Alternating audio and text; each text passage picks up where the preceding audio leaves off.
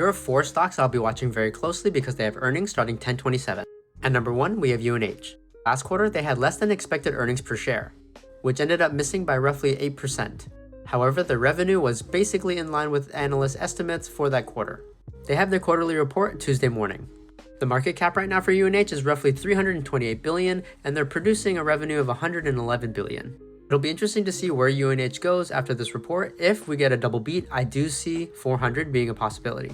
At number 2, we have Google. On the last quarter earnings, they had pretty decent results, so the stock has been pushing up ever since.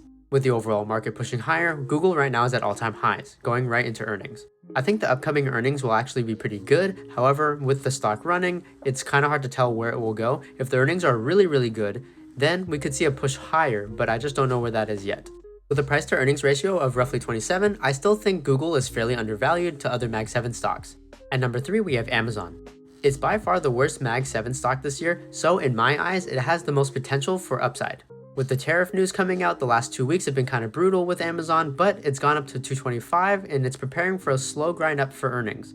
If Amazon can beat EPS and revenue for this quarter, I think there's a fairly decent chance it goes to retest all-time highs and pushes higher into the end of the year. However, with China tariffs still looming, this one is somewhat more of an uncertain play for me. And at number 4, we have Reddit. Reddit has been getting absolutely crushed in the month of October, going all the way down to as low as 190. With the stock holding above 200, I still think there are buyers for this stock going into earnings. Reddit last quarter exceeded EPS and revenue, so in this quarter, I still think they will exceed EPS and revenue as well. Depending on the earning results, we could see a gap close at 230, so I'll be watching this one closely. If you want to know exactly how I plan to make money with these stocks, type trade in the comments.